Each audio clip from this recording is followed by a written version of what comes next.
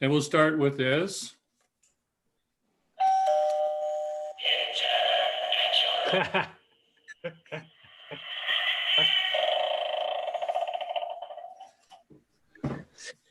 Nice. We welcome Keith Carman back to the show. Oh, yes. You can't use it on Chris. Sorry.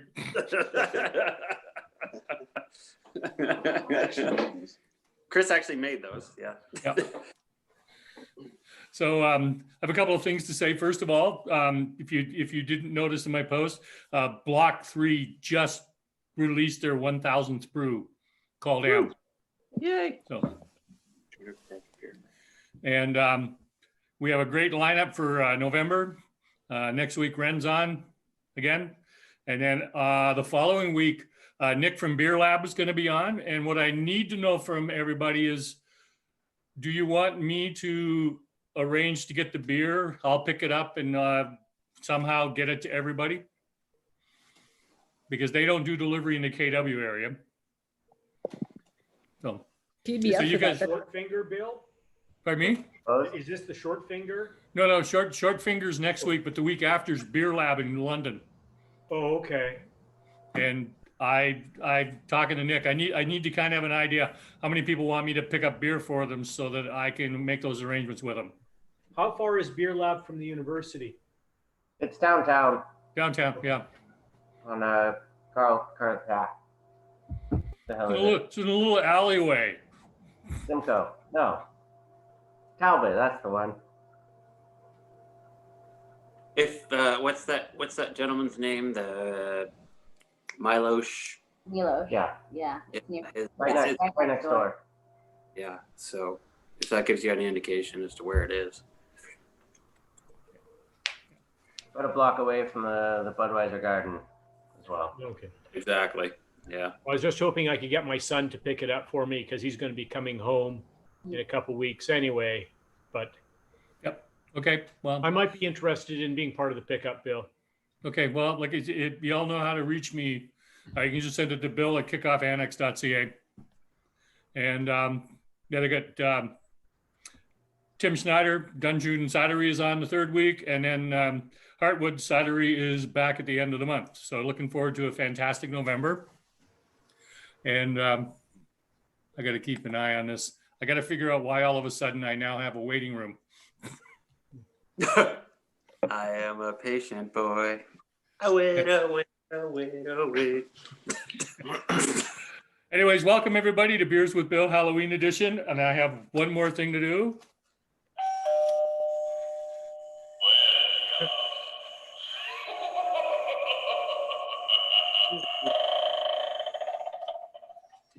We're starting with, if you have them, Lake of Bass Pumpkin Ale. Keith, I don't think you need an introduction. My bromance, fantastic hippie friend, Keith Carman, take it away.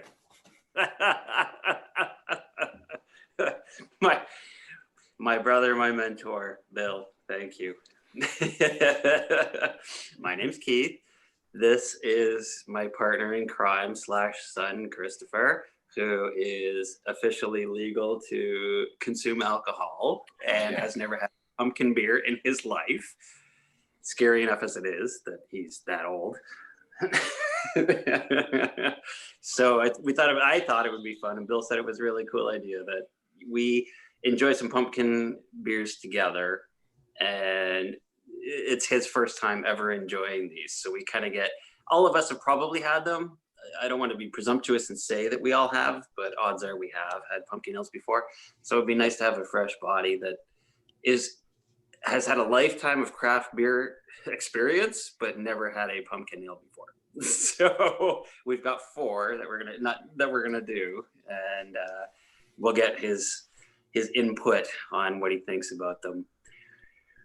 When I was going to start by talking about like the history of pumpkin ales, Bill, like you had said, we talked about it before, but I mean, the idea of it isn't really all that exciting. I mean, it's a couple hundred years old, to be honest. Like, yeah, people found pumpkins and they thought, not unlike gruit ales, let's throw this in and see what happens. It's a sugary substance. It gives its own essence to any kind of beer over the past, I don't know what, 10, 15 years probably, since pumpkin spice became a deal. Like that's when they've become popular again. So we've got 4 versions that we'll try and see what happens. Does that work for you, Bill? Is that kind of the It's gist? fine by me.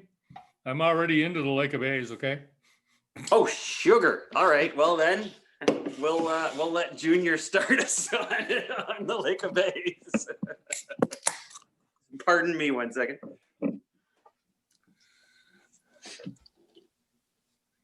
We'll do it for the camera. I gotta school him on the ways of these internet meetings. Thank you, fine sir. You're welcome. Thank you, Charbender. So, what was your take on the Lake of Bays to start with, Bill? Lots of spice on the nose and definitely a malt forward style of an ale. I didn't even get pumpkin. You don't get pumpkin out of this, It so it's a doesn't smell 6%. like It's a 6%. So yeah, cheers. Cheers. Cheers. Cheers.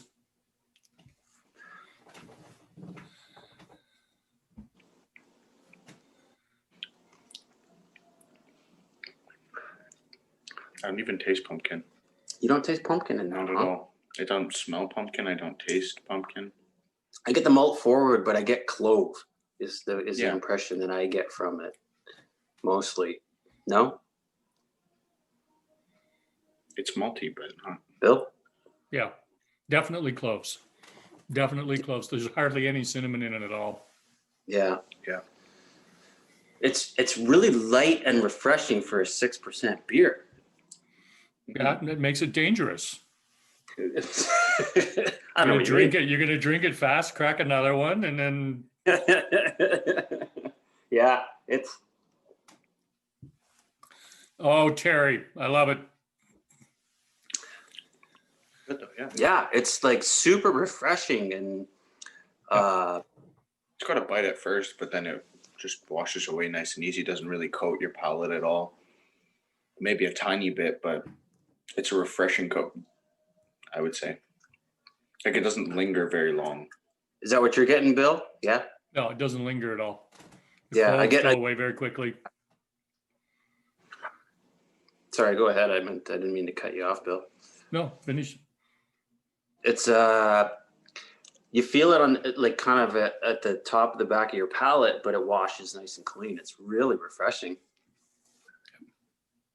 for a 6% beer. Yeah, smooth. That's that fancy. That's a $7 word I was looking for. Smooth. Yeah. Smooth. Any more comments on that one there? Maybe it like really the only cinnamon I would get was aftertaste, but very, very subtle. Yeah. Like a Yes. tiny. Chirag makes a point. It tastes more like a Christmas beer. I'm not sure. I would say it tastes like a Christmas beer, but Yeah. I get where he's coming from on that.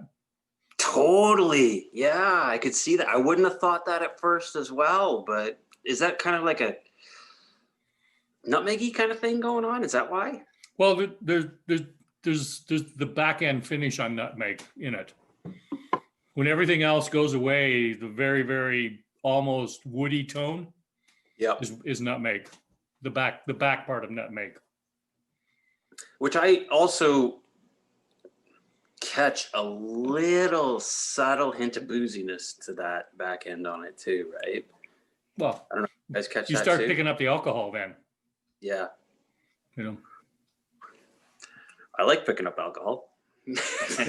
Well, yeah. I mean, the finish reminds me of like a smooth barley wine, Mm-hmm. Mm-hmm. and that woody, boozy finish on them. Yep. Exactly. So, For a large batch beer, that's actually really subtle and nuanced. Yeah. I really enjoy that a lot. Yeah. Like at the start, it's kind of like, where's it going to go from there when we've got 3 more to try? Because that's very refined for what they're up to, right? Yeah. So So Keith, I'm not sure everyone that here knows your nefarious background as a punk rocker. I was wondering if you could, talk to us a little bit about the band and its travels. Maximum.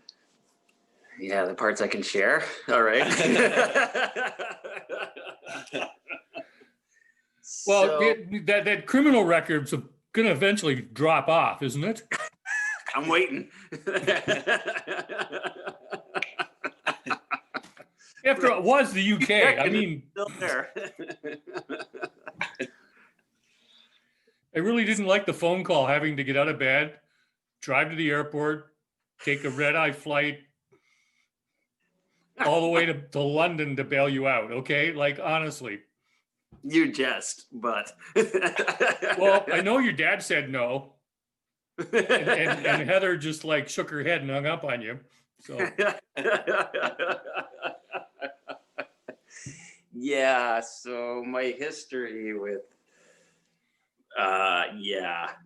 Okay, well, I'll put it in these terms. So recently, sorry, this means the absolute world to me, and I saw it when I was actually able to join in a call a couple of weeks ago.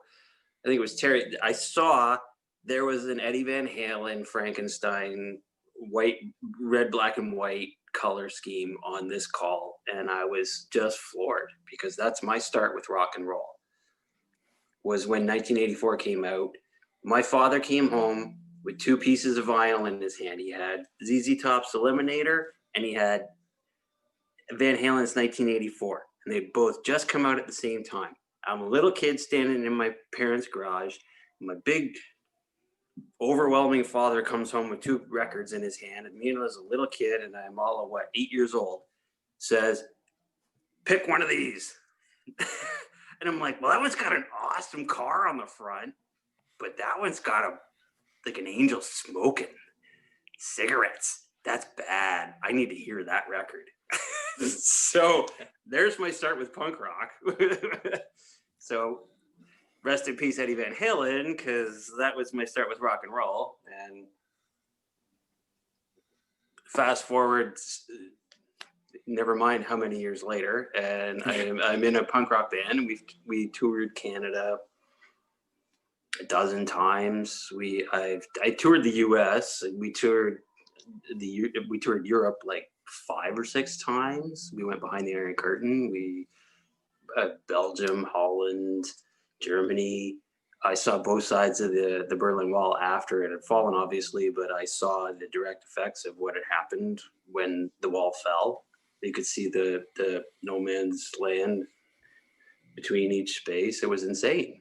And that's how I learned a lot about beer, was because going to all these places. And instead of going somewhere and going, give me a Bud, give me a Coors, what's local? What do you guys make?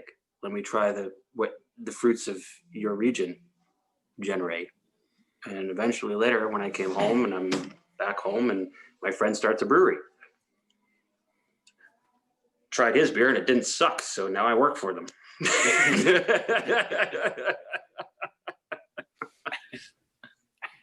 Anyway, sorry. I'm sure Steve would appreciate that description.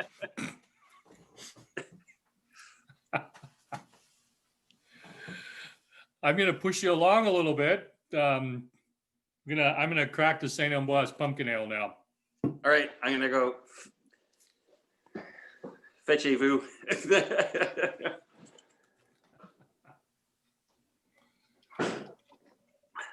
Thank you for everybody who listened to that. That's intriguing. I've heard bits and pieces. I've never heard the timeline. Oh yeah, totally. Yeah. And I have a lot of those, there's those intricacy stories where like getting stopped at certain checkpoints and borders and having to bribe military guards to let us go. There's a lot of stories about stuff that happened being on those tours, right? But thank you. But that doesn't involve here and now, so.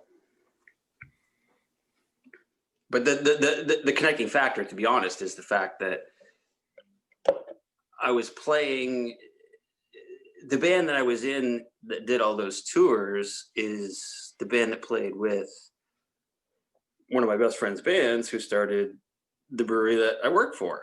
We were both in punk rock bands and we were both doing that thing. We both supported each other. And one of us strayed that way and taught us how to be fans of this other punk rock way of living, which is what we're all doing, is do it for yourself, make your own, define your territory, carve your path.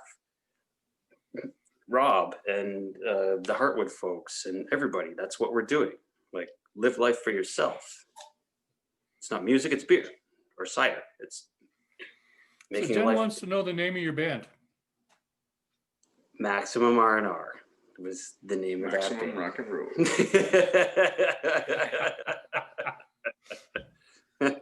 So, okay, here's an old, I'm going to go full-fledged on you that way.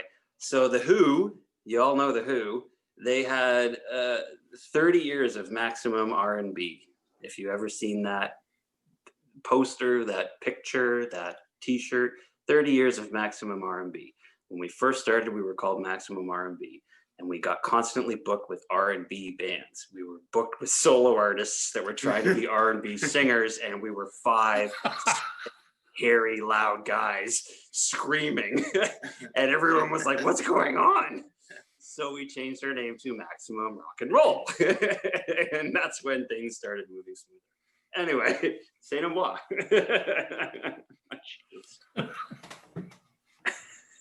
Cheers, Bill. Cheers.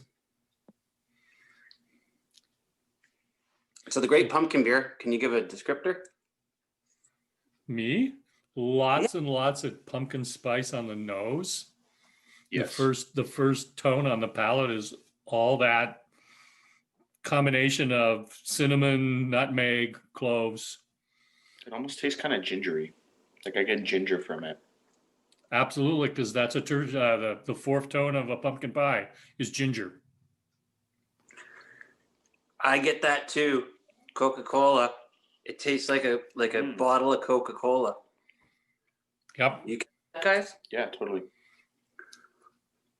It's like almost Coke that you've let sit for a little bit. Kind of flat.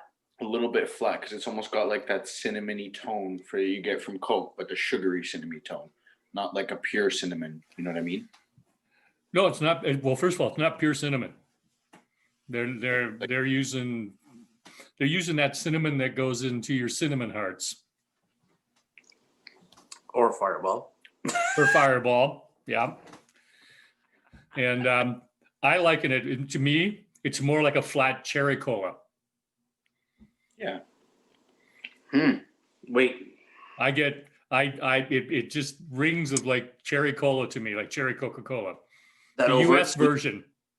That overt sweetness gives that cherry. Yep. Right. Yeah, I totally catch that. And it is kind of a little bit, carbonation is subdued, right?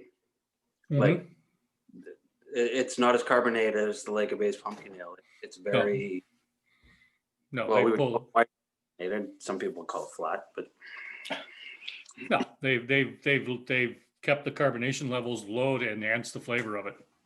yeah. I like that. I dig that. It's good. So I know that the online descriptor, they were talking about it being pumpkin pie and spice. And they were not referring to pumpkin pie spice, they were referring to heat. You get that tone that you get from the Fireball or the cinnamon hearts. You can make this run for a good time. I agree. Yeah, I feel like that's a bit of a reach. It's flavorful and it's good. It's just once you kind of get one certain flavor profile in your head, you can't get it out. Yeah. And I thought when he said Coca-Cola, flat Coke, I was like, yeah, I could get that. But when you said cherry Coke, bang. I'm like, that's that with yeah. I kind of do want to dump a shot of something in that and try it again. Hey, Chris, you need to talk for a little bit while Dad goes get the Fireball. Okay.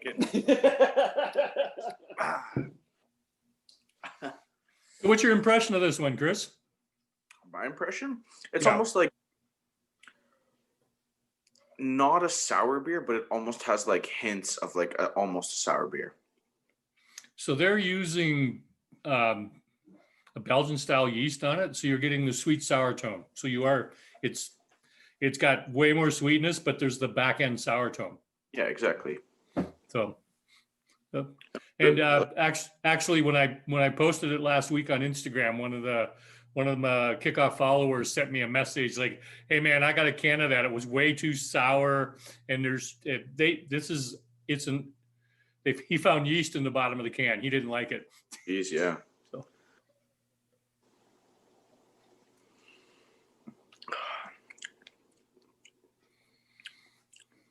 I'm surprised I honestly like it. I'm not a huge pumpkin person. You're still not really getting any pumpkin flavor coming through. It's mostly No. the spices from pumpkin pie. Yeah, maybe like a bit more subtle hint than the last, but it's nothing great now. Pretty mild. Oh, you wait till we get to the next one. It's a 10%er. Oh, perfect. Can't complain about that. You're not working tomorrow. I didn't have to worry about it. Exactly. I can dust a little bit slower than normal. Oh well.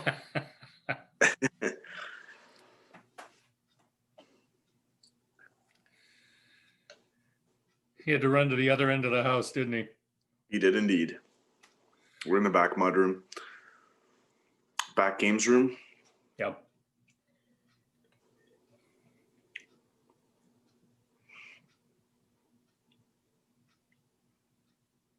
So you said the next one's at 10%. What kind of beer is that one? So it's a Flying Monkey's Imperial Pumpkin Ale. Oh, Imperial pumpkin ale. Yeah. Oh, here we go. Here, you gonna switch sides or do you want me to No, sit? you're fine where you are. So I've got this much left. So I've got this. Then we're gonna this. We're good. Here's Keith. Life's no fun if you don't experiment, right? So we've got our Saint Amboise Fireball Ale. Firebale. Fireball. No. Oh, come on. No, there's Just fire. like There's fireball in half that. a second of a No, sip. No. Just smell it. I'll smell it. Yeah, we'll compromise. Chris, Yeah. how old are you? Oh, there's a headache. Good Lord. What's that, David? Sorry. Well, I was just wondering because Keith, correct me if I'm wrong. You just said Chris is now just aged to legally drink, correct? Yeah. Yeah. So 19 is the only actual appropriate time to have Fireball. So I'm not sure what we're talking about. Yeah. He's already had Fireball. Just leave it alone. That's I right. think 16 is the age for Fireball. There we go. See, that's more like it. No, since I started running, I tell you, Fireball is a great liniment when you have sore calves and thighs. Yeah. It soothes my insides. Yeah. So Derek, to answer your question, Yeah, that was me. yes, most pumpkin ales do have pumpkin in them. Oh, Naomi. It was me, yeah. Most pumpkin ales do have pumpkin in them. Matter of fact, when we used to be able to get Rogue, they actually had like a 25-acre pumpkin farm. They got all their pumpkins from. They typically throw like chunks of pumpkin in there or puree or what? You chunk the pumpkin. They just put it in chunks. So you take it's the same way you would make a pumpkin pie, but you would chop it up. You wouldn't puree it. Yeah, you don't want to puree it because if you're like when you're actually making the brew, imagine trying to strain something that you've made stringy, right? Like you want chunks of it, you draw the sugar out, and then you've got a thick thing that you can just scoop out and get rid of. So, like, yeah, jokes aside, that's cube it, throw it in, get the sugars out, and get rid of it. So, sorry, continue. Sorry. And Andrea, whichever one of the three of you bring up the point. Yes, the pumpkin's not in there for flavor; it's in there for the sugar. And if you wanted a pumpkin flavor, you would put squash in, not pumpkin. because you need the stronger esters that squash have to get the flavor to come through. And thank you, Bill, for raising that point, because that's what bugs me a lot of the time about like pumpkin pie and stuff, is that pumpkins aren't used in a lot of those like canned pumpkins and stuff. It's just some sort of gourd and the spices. So you're gonna get like cinnamon and clove and allspice or whatever the hell they use. I don't know what they use to make those flavors, but yeah, people use pumpkin to draw the sugars, but you don't get pumpkin. People in our generation and age or whatever assume the flavor of pumpkin to be those spices that have been equated to that. So people make pumpkin beers based on that. Correct me if I'm wrong, Bill, but No, you're absolutely correct. I'll make you a real pumpkin pie so we can continue our bromance. So, as Katie would say. Well, that'll happen no matter what. So you're stuck with me. You had me at hello. Anyways, yeah, canned pumpkin usually is not pumpkin. I did not know that. Yeah, and he used to work in a kitchen, and he didn't know that. Same thing. Yeah, it's normally just it's some like butternut squash or something that turns into pulp quickly, and then they add the spices to make it seem like, or coloring to make it seem like it, and then you use it and you add whatever spices you need in your recipe to make it be a pumpkin pie. So, I mean, imagine that. In my head, I always go like, imagine you think IPA. This is the way an IPA is supposed to taste, but in some weird person's fashion over the course of history, somebody's turned that into this because they've made a recipe for that to be what it is. And I'm going on a wicked wormhole, but I hope you understand where I'm going with this. It's the fireball talking, yes. The way it's supposed to taste, but somebody's changed the course of that flavoring so far that a bunch of spices make that taste the way it's supposed to be. Well, yeah. I mean, we could go on for hours about the fact that there's no definition of what an IPA is supposed to be. Oh yeah, I just picked that beer out of yeah, whatever. I mean, call it some sour beer anyway. Yeah. The number one taste in America, taste in North America, because the U.S. drives anything that's North America wide, is cinnamon. And every cologne made and every perfume made in the United States is based off of cinnamon. And it's because everybody goes home for Thanksgiving, and Thanksgiving in America is pumpkin pie. And the primary tone of a pumpkin pie is cinnamon. That's going to change in the next 20 years because the demographic changes, but it still holds true that the base of every cologne and the base of every perfume made in America is based on cinnamon. Whereas in Europe, they're all based off musk. Wow. Really? Yep. Holy crow. Yeah. Wow. So I'm going to move on to the paranormal now. Sorry, I'm smelling him because he always puts on cologne like it's going out of style. So you might not pick up the cinnamon tone because it's the base tone, and then they build everything off of that. Pick up the stank ass. Well, I was going to make a joke and I'm not going to. Sorry, Bill. Okay. So paranormal, flying monkeys, Imperial, pumpkin ale. Whoa, yeah, this is going to be fun. Oh wow. Okay, that one smells like straight pumpkin. Yeah. Sorry, let me sorry, I gotta split this with you a bit better. Yeah.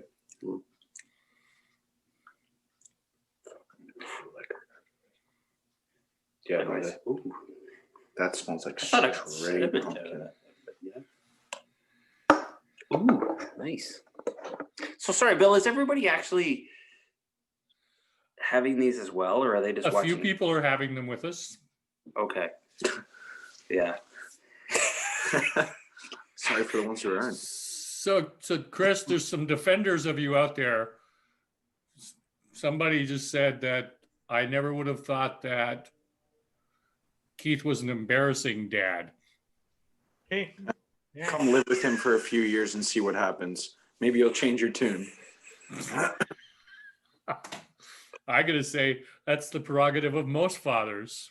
Yeah, I would I agree. mean, there is a reason there's a thing called bad dad jokes. Yeah. Touche. Yep, and paranormal pumpkin times 3 is probably the best way to describe it.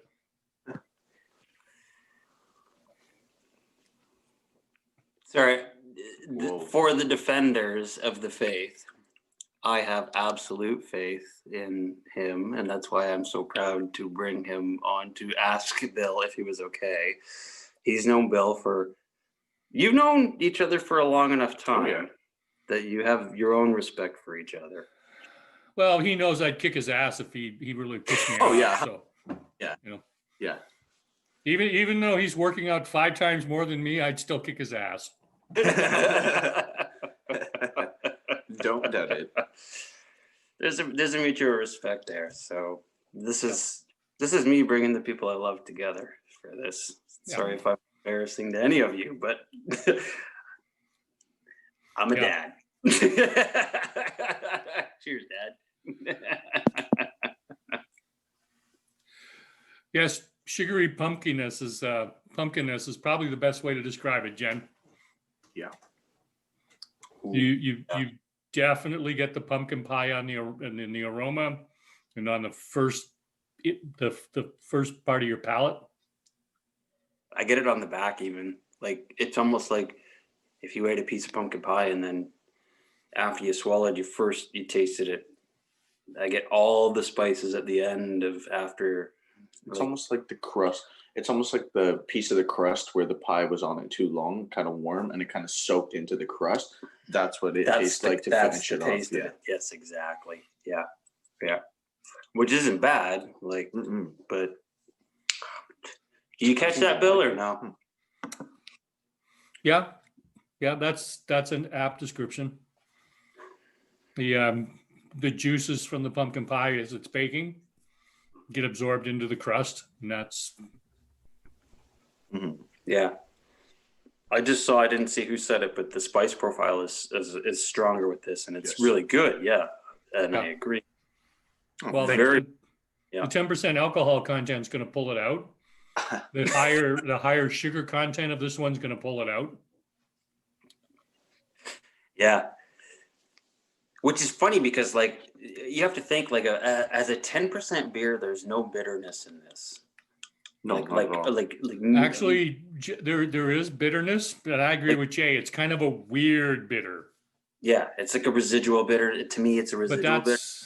that's probably the bitter tone of nutmeg. That's what I'm looking for. That's exactly it. Which is why it's a weird bitter, because the bitter tone of nutmeg is not a true bitter. And now that I've been sitting here, I'm getting nothing but cream. Yeah. Because I use cream when I make pumpkin pie. I don't use milk. And Yeah.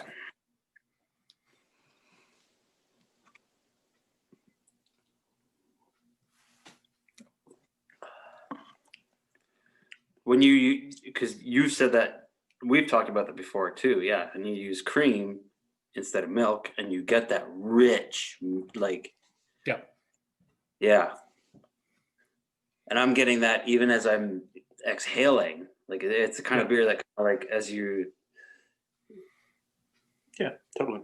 Can you catch that? Oh yeah. As you're exhaling, you're tasting it. Now your olfactory glands are the biggest part of how you taste a beer or anything, but you catch that. When you're exhaling, you're still tasting it. So. Oh yeah, this one definitely lingers.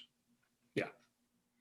But imagine how balanced that is to be a 10% beer and you're still not going, you're not like, you've had IPAs that are like 5.5% thinking it's a hot bomb. And this one's 10% and you're not. So they've done an amazing job at balancing it. It's very, very spice heavy, but Yeah.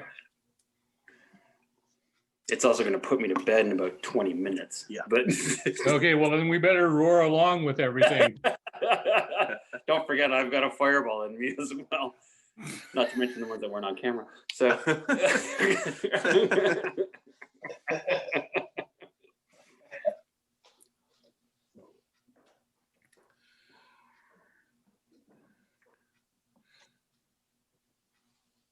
So Keith, since you're going to be going to bed in 20 minutes,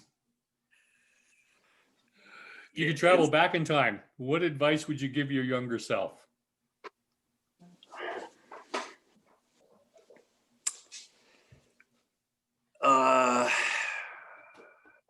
What advice would I give my young self? Here's the advice I'd give my young self. Enjoy what comes to you and embrace it, because it is the biggest blessing you could ever ask for. You're going to expect things. You're going to anticipate things. You're going to plan for things. You're going to try to make things happen. They won't. The blessings are going to come to you, and you have to recognize them and embrace them. And that is why I am thankful to be a part of your life, Bill, Jackie, both your kids and your grandchildren, everybody that's being a part of this. I am thankful for. Oh, motherfucker! I just got tattooed. Shoot, he just got tattooed on that arm when I poked him in it. asshole. Yeah, so there you go. I reminded Slap him. him once for me then. I'll poke him again. Well, I'd do it. Where is it? Thankfully, you didn't hit it that time. So It is not. him, Heather, all of you, everybody who's a part of this right now, you're the reason to live. Hey, Chris, this is a family show. Quit stripping. I've been asked to see my tattoo. Oh, now you want to see his tattoo? Well, you asked. Well, Katie asked. Here, yeah, okay. Oh, sorry. You want me to? Yeah, just kind of easier. It's a DRI for a thrash metal band. Dirty Rotten Imbeciles. Are you glad you asked, Bill? I didn't ask. Katie asked. By the way, that's not his first tattoo. No. I don't want to see the other one. Are you sure? I'm positive. The lower half comes off easier than the top. I can assure you that.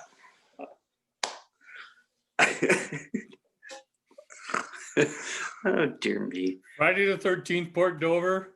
My friend Ian was the curator for the Port Dover Museum, and he went around and photographed everybody's tattoos. Oh yeah. Yeah, he was going to do a display. There was about 60 of them that they couldn't display publicly, but people still insisted that he got their picture of it. They're like, you have to take a picture of this. I tell you something. Sorry, this is way off the topic of beer, but this is embracing the beer culture in the way that. Sorry, you're gonna have to take a video of this. Tattoo right there. Crack Skull Club. That tattoo, Christopher gave that. He gave that to me 11 years ago when he was 8 years old. A friend of ours let us use his machine, and he gave that to me 11 years ago. So you keep the people close that you love.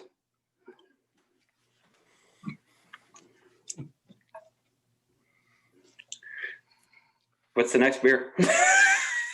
Now that I've made Great Pumpkin with Paranormal and Fireball. The next beer is Tales from the Patch, the Pumpkin Porter. Right. And I apologize if we're annoying any of you. I don't. I like being annoying sometimes. Oops. No, I'm just joking. I can't help it. Can't help but be annoying.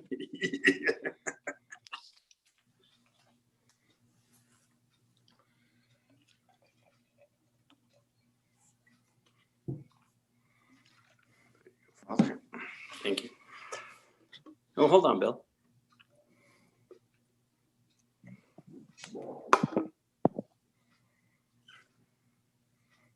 Cheers. Cheers. Cheers. I don't get any Ooh. pumpkin from the smell though. You- A lot Yeah, of chocolate. Yeah. even chocolate. putting pumpkin spice in a porter, you're gonna lose it most of the way. Totally. It almost even smells like the apple porter we made. Actually, you're right. It does. Like it has like a fruity Totally note, does. but it's Yeah. not like a. Yeah. You can nail it to one thing. Oh yeah, fruity you note. bang that on. So like, oh man, what was that? 6 years ago? 7 probably. Yeah, probably 7 years ago. We made an apple porter. So we have a friend that has an orchard, and he gave us a bushel of apples, and we were making a home brew, and we just jammed a whole whack of apples into the brew. Not just the brew, actually. It was apple chocolate though. Because We put- remember, because we put the chocolate. What did you guys put in it? Because it was an apple chocolate. I remember that. It was sure. Oh yeah, okay. I don't remember. I honestly don't remember. Yeah, As no, if you're I was right. the one drunk making beer. No, but yeah, no, we did. We put it in the ferment as well, and this has the exact same notes as when we did the apple porter. Yeah.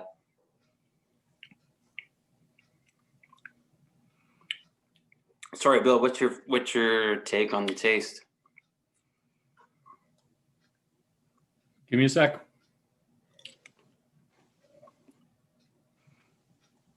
It's almost like it smells heavier than it is because the sugar in the pumpkin kind of lightens it up. Yeah, I get kind of a burnt. Yeah, sugar like it's on the end. almost heavy, but it's on the edge of being like, you know what I'm trying to say? Oh yeah, totally. Like the sugars from the pumpkin kind of loosen it up a bit, Yeah, but it's still being heavy. Let's hear what Bill has to say about it, though. Well, they base this off a classic porter, so it's not heavy. It almost borders onto a black lager for structure. Big time. You know, because you're getting that over caramelized malt flavor coming through, and then you're getting the sugary sweetness of a pumpkin pie underneath it. Yeah. It's exactly what you just said. I thought black lager to begin with, but hold on. I'm getting a little spiciness on the nose. Just is like a tertiary tone. What do you get, Kat? Nothing? Okay. Same as you. Yeah, I catch a lot of sugar on the front, but actually, I really just catch a lot of sugar overall. I don't know if. Yeah, which, like I said, just reminds me of drinking a black lager. Yeah. Like if I were to drink this, I would, and I'm not trying to be rude to anybody, but I would equate this with Silversmith's Black Lager. Yep. I feel like the same beer. It's very similar. It's got a little hint of smokiness. Yeah. It's coming from that over caramelized sugar in Yep. the malt. Yeah. No. But I really enjoy it. I like that smoky black taste on the back of my palate, in the front of my palate, actually. It's not the back. The back doesn't taste it at all. It's the front. Yeah. It's like it drifts down. Yeah, just down. That's a good way to put it. Yeah.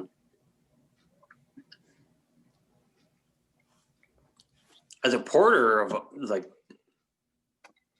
either way, it's awesome, and it's 5.8. So,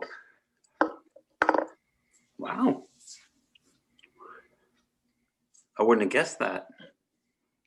You wouldn't have? I would have. How would you have? It had to be a higher alcohol content to carry the flavor. Huh. That makes complete sense to me, what you just said. I think I'm overwhelmed by the flavor, so I don't realize that the ABV had to be higher. Yeah. Because I feel like ABV could have even been higher than it is. Yeah. Jay You know what I raises mean? an interesting point that it tastes like a humidor. It does. Ah, yeah, you're right. You're It does. totally right. Yeah. Oh, holy shit. It's like sweat socks. And yep. All right. I'm done with that one. There is a slight muskiness to this.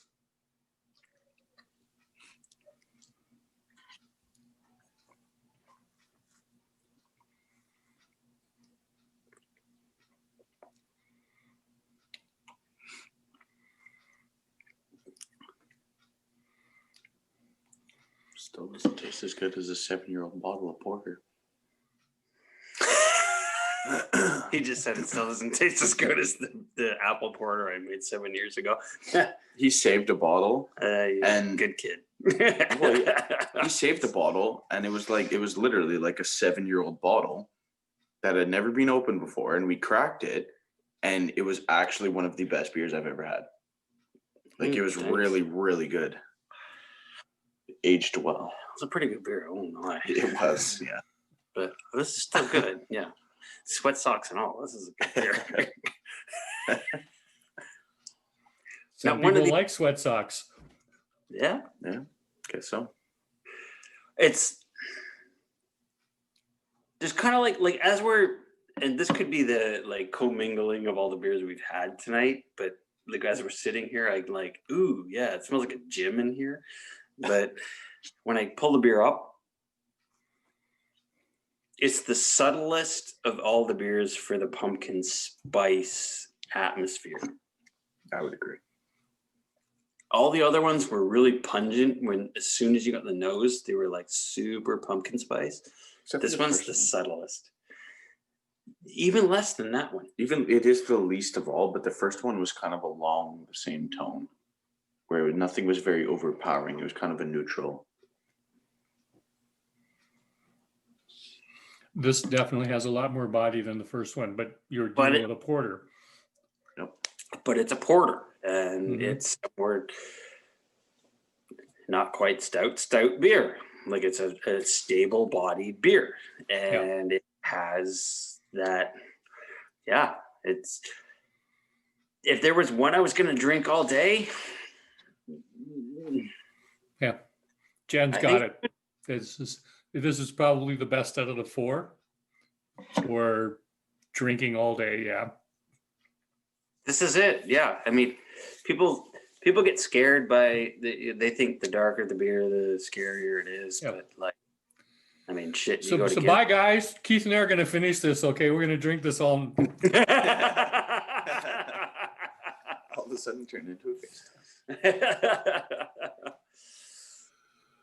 Yeah, I mean, yeah, you think the darker the beer, the scarier it is, but actually, like, yeah, look at Guinness and stuff like that. They're actually really light beers, but they got body, they got flavor, and they got taste. And guess what won? At the end of the day. Dun, dun. So Derek is curious. He wants to know if that's a Thunderbird hanging on the wall behind you. Oh, yes, it is, my friend. And there's a long story that goes behind that one. If you want to hear it, Bill. Absolutely. You really want to hear that story? All right. It is a good Cheers, story. kid. Cheers. If it's really bad, David can always edit it out. All right. So when I lived in Toronto, I used to. All right. Yeah. All right. We're done. Yeah. I'm going to tell you the full fucking story.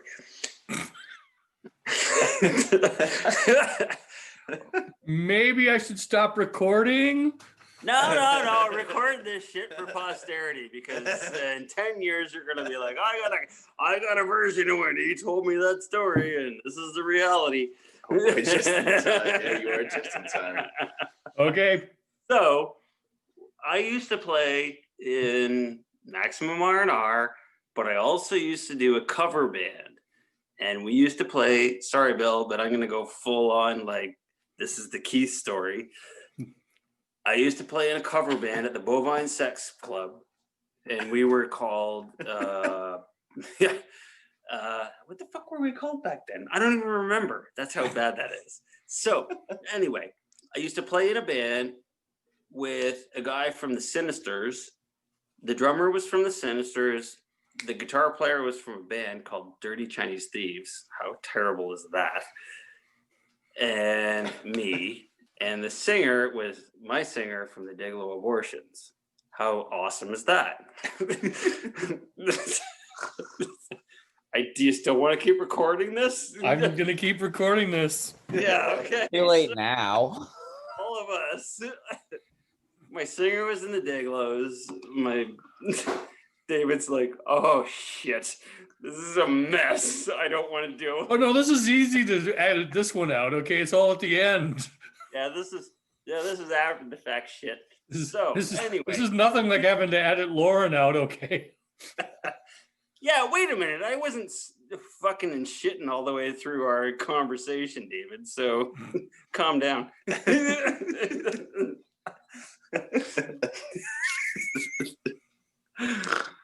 This is also 10% beers, Bill. Yes, I know. Cheers. So you were in Toronto in a cover band. Yeah. We're still getting to the story about that guitar. And some Fireball. And some Fireball. There were a lot of stories that Fireball involved with. But anyway, that guitar. So we were playing in that cover band with a guy from the Sinisters, a guy from a band called Dirty Chinese Thieves. The singer was from a band called the Dayglow Abortions, and me from Maximum R&R. And we were actually, believe it or not, it was a night that was insane, and like at a bar called the Bovine Sex Club that there were like 200 people crammed into, and we were doing a karaoke night. We're the live band, and you come up and sing the song that you want to sing, and they're playing like Dead Kennedys and the Misfits and Ramones and all these other bands, and they're singing those songs, and we're doing them like multiple times. The end of the night, like 1:54 p.m. before it's like shut it down, it's over. Somebody goes, I want to do Dance the Night Away by Van Halen. Believe it or not, I'm dead fucking serious. I want to do Dance the Night Away by Van Halen, because we had posted a list of the songs we could do, and it was like a joke song. Like, hey, you can play all these like punk rock songs, or you can do like a couple of Van Halen songs. Dance the Night Away. I wanted to dance the night away. All right. So we're liquored because we're playing, Bill. I'm playing this set. I'm on bass, not guitar. I'm on bass. That bass that's hanging above my head, playing bass guitar, and trying, like, every time somebody does a song, they're so happy to get to sing the song they always wanted to sing that they have to buy a shot for the band. So I've done more shots of Jaeger in one night than you've done in your lifetime. And I guarantee you that, because I was sponsored by Jägermeister at one point. So I'm doing shots of Jaeger, and somebody wants to do Dance the Night Away. So we're playing Dance the Night Away. All right. Yay. It's the last song of the night. I am so drunk, I just want to go fucking home. Yay, we're playing Dance the Night Away. Everybody gets on stage. Everybody, like there's 200 people in the place, and then like 135 of them are on my fucking stage, jumping up and down on the stage, smashing my guitar, freaking out, just having the riot, because they've done as many shots of Jaeger as I've done, having a riot. So the next thing I know is my guitar is completely fucking useless, and it has become this. I don't know if you can see it or not, but that somebody's busted the input jack, somebody's busted the headstock off it, jumping up and down, playing Dance the Night Away By Van Halen. by Van Halen. End of story. Sorry to go on. Hope it was worth it. That's an awesome Absolutely, story. Keith. Thanks, Keith. Okay, but Sorry about your guitar. That's a cool stories. hell of a story, though. What's that? I said sorry about your guitar, but hell of a story. That's awesome. Well, I'm not, because that's why I'm so happy it's up there. That was a really fun night. Yeah, that's awesome.